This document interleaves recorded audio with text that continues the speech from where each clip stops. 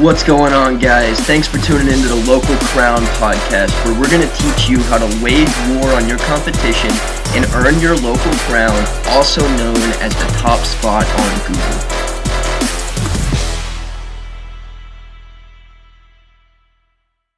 I saw a video from you not too long ago, and I just got to ask, what does being humble mean to you?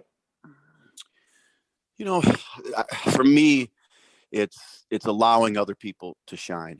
That's one of the pieces. It's I don't need the limelight. I don't need the light. I get the light quite a bit, but my responsibility, especially within my team, it's to if I get the light shined on me, my responsibility is immediately put the light on them. It's always like, I don't know if you notice when I'm talking a lot of times, I always say we. It's become my habit, even if I'm just talking about me. You very seldom hear me say me, myself, and I, because nothing that I've done, nothing that I've become happened because me, myself, and I. It was always other people were involved. Everything I say to you on this call, I'm just regurgitating things that great people in my life, whether through books or mentors or seminars I heard before. So I for me, a lot of it is not taking credit for everything. It's Bill Russell. I love basketball, and Bill Russell was one of the greatest players to ever play the game. I think they had, 12 championships or something while he played. His philosophy was always pass before shoot. It was always about the team, because great teams get the ring. Now I know today it's different. The highlight reel is important. Your big check and all that. The game has changed a lot, but for me, it's pass before shoot. It's how can I give other people the light? And people will cheer on guys with big egos, but when you fall, they're also there to kick you in the teeth. They're the first one. Grant Cardone. If we watch Grant Cardone, he did that whole thing. He's got that show, The Billionaire, whatever. And for a while there, people were thought Grant had fallen off, and people came like crazy to kick Grant in the teeth, to talk crazy. Some of the same people that were buying tickets to his stuff, and when they thought he was on top of the world, they were all on his jock.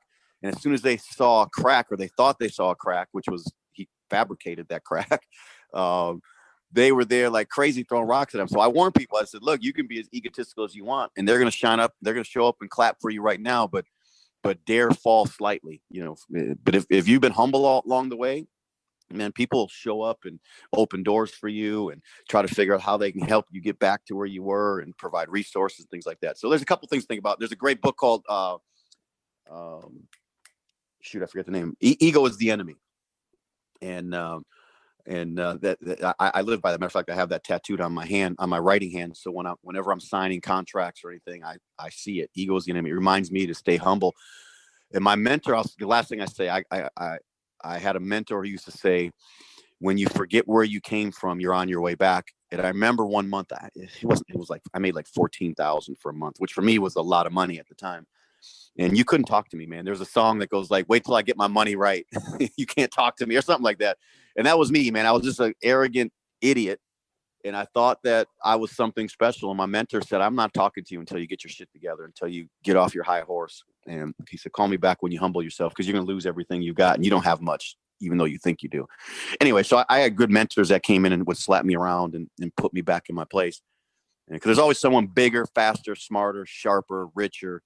It's always going to be that way. So just, I focus on being the best human being I can be, and how can I lift other people, empower, equip, and move people to the next level.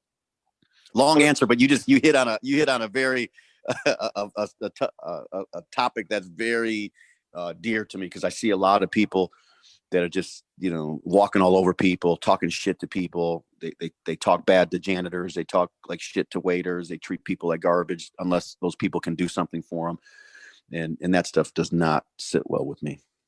Yeah, it's way too common. But you keep talking about mentors, so I gotta ask, what do you look for in a mentor? And at your level, how do you even find a mentor?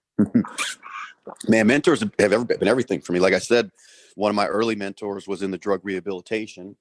I wasn't looking for a mentor. A mentor found me, and he showed up and started to veer my life on track. Because you look at my house, there was 3 people in the house. My brother, my sister, she died of a heroin overdose. My brother has been in and out of prison his entire life. How does one make it? and two don't. Well, mentors. And most of the time I wasn't looking for those mentors. They found me when I got involved in business because I didn't have the credentials. Nobody would hire me. All these doors got slammed in my face. I ended up in a network marketing company, and it was there that I ended up with a mentor by the name of Jim Rohn. Some people know Jim Rohn. Jim Rohn had an incentive to be a mentor because he would earn an override or could earn an override if I produced. And that was incentive enough for him to teach me. And I didn't know at the time, I mean, I knew the man was brilliant, but I didn't realize how, he later on, a lot of people know, he was Tony Robbins' mentor, and just a unbelievable philosopher and incredible man. But it was chance encounters like that where the right people came in my life. And then later on, I realized that as I expanded, I had to expand my circle, and I never wanted to be the guy in my circle. I wanted to be, if I had 5 people around me, I wanted to be the lowest guy in the totem pole amongst those 5. So then I started looking for people that were, 3 things: burning desire, willing to work, coachable. I was looking for those humble hustlers that, Paul Jayson, billionaire, came into my life again through a network marketing company. And this dude taught me the art of giving. And, the guy was in his 80s, climbing mountains, scuba diving, working 12-hour days only to give 100% of every dollar he made. He said making money for him was a selfish thing because he loved to give it so much. So he kept working only to keep giving his money away. And so I just was fortunate, man, that as I was looking to advance myself, kind of the right people show up. There's a saying that says, when the student is ready, the teacher will appear. So trying to force mentorship, like now, I got all these coaches and gurus selling you mentorship. And I have nothing against all that.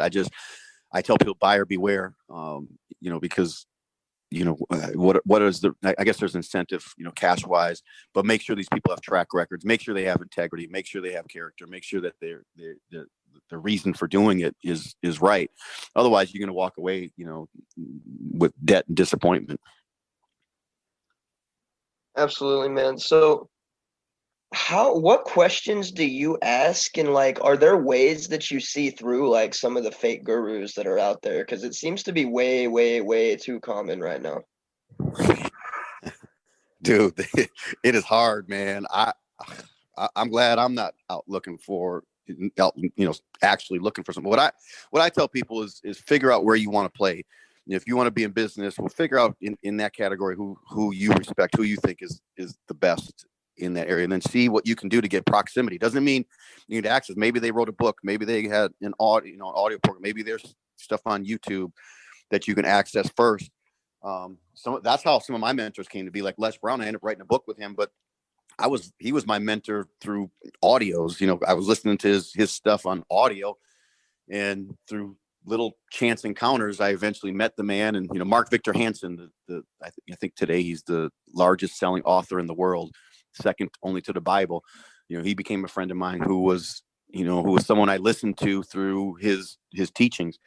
So I would look for people that are putting out great content. I would look for people that are in the realm you want to be. If they're too accessible, it makes me wonder. It makes me wonder if I should even be asking them questions. If there's so many life coaches that haven't even lived life. I know so many life coaches that are broke, and it's interesting to me that these life coaches are charging people to help them with their life, but they can't even get their shit together. I know life coaches that are unhealthy, and they eat like shit. And I'm like, bro, I some of them are my friends, so I don't want to call anyone out, but I'm just amazed that people, maybe it's just the desperation of people. And now everybody wants to be a damn motivational speaker. And, I tell people accuse me of being a motivational speaker. I'm like, look, I'm not a motivational speaker. I'm an entrepreneur that speaks. I got paid speaking gigs only because I built massive audiences of my own salespeople, of my own teams, that led to me speaking in these big auditoriums and, stuff like that. So I don't really know what to ask people. I would look for the best of the best in whatever category that I'm shooting for, and see if I can get access to them through their content they put out, and then figure out now it sucks because of COVID a little bit, but when some of these people end up, speaking at live events, for me, if I knew somebody that I thought was the deal was speaking somewhere, I would hop in my beat up ass car on a prayer, hoping the thing would make. I don't care if they were 12 hours away. I would drive there. I would sleep in the car. I would wash up in public restrooms. I mean, I was just hungry. I wanted it so bad. And I knew there were certain people I wanted to get the information from. I remember one of my early mentors was in a bar. He was sitting at the bar with a bunch of his friends. He was talking. I was standing, and the place was kind of packed. I was standing behind them. It sounds weird now that I say it, but I was standing behind them just listening, man. I wanted to soak up, and I just wanted to be in proximity. I wanted to be in that orbit. And then, it was kind of a situation where I was able to buy him a beer, and we had a little conversation. And later on, we end up, connecting and doing a business deal. So I don't know, man. I think forcing it is very difficult, but I think if you can provide value for people, sometimes. I won a contest one time that allowed me the right to pick up Les Brown in my vehicle. At that time, he was married to Gladys Knight, the singer. And I won a sales contest that gave me the right to pick him up in our city and drive him to the venue. So that was a chance encounter, but I won that. I provided value for someone else. I sold, more than anybody else. And I got to go do that. And that encounter led to Les and I having a relationship.